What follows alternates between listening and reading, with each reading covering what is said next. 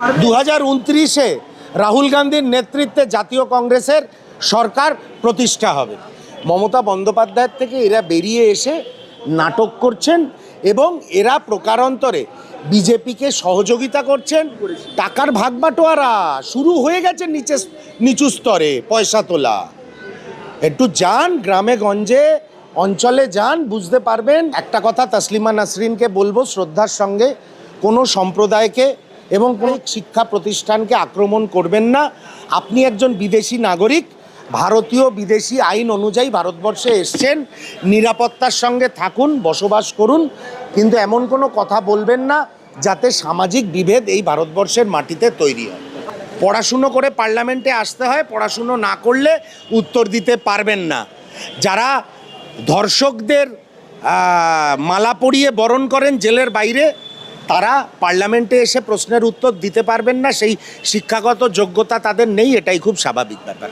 বিধ্বংসীকারী কৃষি বিল এনেছিল এই সরকার, সেই কৃষি বিলকে উইথড্র করতে হয়েছিল। নেক্সট জেনারেশনের ওপরে যে আক্রমণ, তাদের আন্দোলন পায়ের তলায় পিষে মারার চেষ্টা করেছিল এই ভারতীয় জনতা পার্টির সরকার, কিন্তু আন্দোলন এমন জায়গায় গেছিল, জেনজি বা আগামী প্রজন্মকে যেভাবে দোষারোপ করার চেষ্টা করেছিল এবং তাদের আন্দোলন যেভাবে গণ আন্দোলনের চেহারা নিয়েছিল, ধর্মেন্দ্র প্রধানকে ইস্তফা দিতে হয়। তা 15 বছর সরকারে থাকার পর নরেন্দ্র মোদী যেভাবে ভারতবর্ষের গণতান্ত্রিক আন্দোলন, শিক্ষা ব্যবস্থা, কৃষিক্ষেত্র এবং সর্বোপরি ব্যাংক থেকে বন্দর সব কিছু শিল্পপতিদের কাছে বিক্রি করে দিচ্ছে এবং ধর্মের নামে এক মেরুকরণ করছে। কালকের বাঁকিপুর এবং মধ্যপ্রদেশের দাঁতিয়ার নির্বাচন, দাঁতিয়াতে কংগ্রেস প্রার্থীর জয়লাভ, এটা একটা সংকেত ভারতীয় জনতা পার্টিকে যে মানুষ এবার ঘুরতে শুরু করেছে। এই টুকরে টুকরে গ্যাং শব্দটা আমি ঘৃণা করি। ওদের আজাদি শব্দটা নিয়েও অনেক ব্যাখ্যা আছে, আমারও আবার পাল্টা ব্যাখ্যা আছে। এক একটা ছাত্র সমাজ, ছাত্রছাত্রীরা, এক একটা গোষ্ঠী এক একটা ভাষায় প্রতিবাদ করে। তা প্রতিবাদ মানেই তারা গণতন্ত্র বিরোধী, তারা দেশ বিরোধী, তারা রাষ্ট্র বিরোধী আমি মনে করি না। এবং যদি ধরেও নি তর্কের খাতিরে তারা যেসব কথা বলছেন সেগুলো মানুষ ভালোভাবে নিচ্ছে না, তাহলে তারা মধ্যপ্রদেশের দাঁতিয়া আর বিহারের বাঁকিপুরে ভারতীয় জনতা পার্টি হেরে যেত না।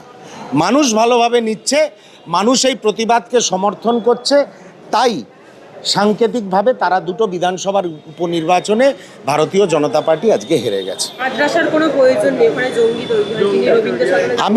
আপনি তসলিমা নাসরিনকে বলুন, ওনাকে শ্রদ্ধার সঙ্গে বলছি, আমি বহু মাদ্রাসা ছাত্রছাত্রীকে জানি যারা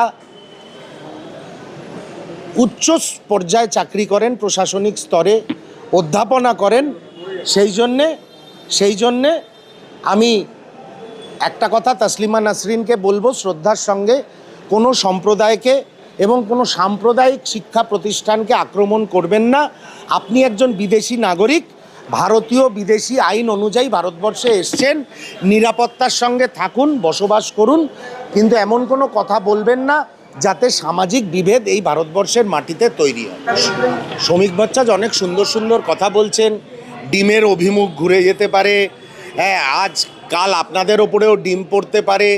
আবার ওনার কর্মীরা কি বলছে জানেন, নিচু স্তরে বলছে সভাপতির কাজ করছে, আমরা আমাদের কাজ করব।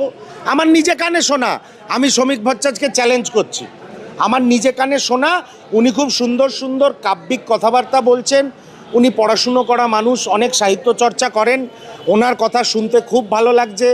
আমিও সোশ্যাল মিডিয়ায় দেখলাম উনি কোথাও বলেছেন যে এই ডিম থেরাপি চলবে না, ডিমের অভিমুখ ঘুরতে পারে।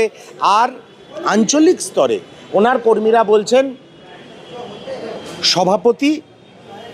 সভাপতির কাজ করছেন, আমরা আমাদের কাজ করব।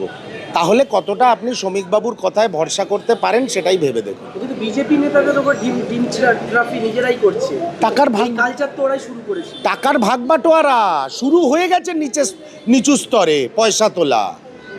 একটু যান গ্রামে গঞ্জে অঞ্চলে যান, বুঝতে পারবেন। যারা তৃণমূলের নিচু স্তরের লোক ছিল, যাদের বিরুদ্ধে টাকার অভিযোগ ছিল, তারা এখন ট্রেনার হয়েছে নতুন বিজেপি কর্মীদের কি করে টাকা তুলতে হয়। তাই যা হবার সেটাই হয়েছে, নতুন কিচ্ছু হবে না, যা ছিল তাই থাকবে। বাংলার মানুষকে বুঝতে হবে যাহা তৃণমূল তাহাই বিজেপি। এনসিপিআই এর দুজন সাংসদ তো তারা আপনার যে এনডিএর বৈঠক সেখানে তারা যায়নি, শোনা যাচ্ছে তারা বলছেন যে বিজেপিতেও যাবো না, এনডিএতেও যাবো, এনডিএতেও যাবো না, আমরা এনসিপিআই তে থাকবো। প্রথম কথা, এনসিপিআইটা কি খায় না গায়ে মাখে আমি জানি না, আমি কোনোদিন শুনিও নি। আমি শুধু একটা কথাই বলতে চাই, যারা এনসিপিআইতে গেছেন তারা বিজেপিতেই গেছেন, আর যারা যেতে পারেননি নাটক করছে তারা। সবটাই তো নাটক, সবটাই পূর্ব পরিকল্পিত নাটক। নিজের ইচ্ছা মতন একটা বিরোধী পরিসর তৈরি করে নেওয়ার নাটক চলছে। এনসিপিআই নিয়ে অত উচ্ছ্বসিত হওয়ার কোনো কারণ নেই। মমতা বন্দ্যোপাধ্যায়ের থেকে এরা বেরিয়ে এসে নাটক করছেন এবং এরা প্রকারান্তরে বিজেপিকে সহযোগিতা করছেন। এরা বিজেপির আগামী দিনের এজেন্ডাকে সহযোগিতা করছেন, যাতে পার্লামেন্টে কোথাও শর্টেজ থাকলে বিল টিলগুলো পাশ করিয়ে দিতে পারেন। তাহলে এদের আবার জেলে ভরা হবে। একটা সিগারেট খেয়ে নি? না না না না, সিগারেট খেলে হবে না, একসঙ্গে হয়ে যাবে। সব একসঙ্গে লোক। আমাদের তো ব্যাপার নেই। আমার দাদুর লোক। একটা সিগারেট খাই না, কোথাও যাচ্ছে। খেয়ে নে।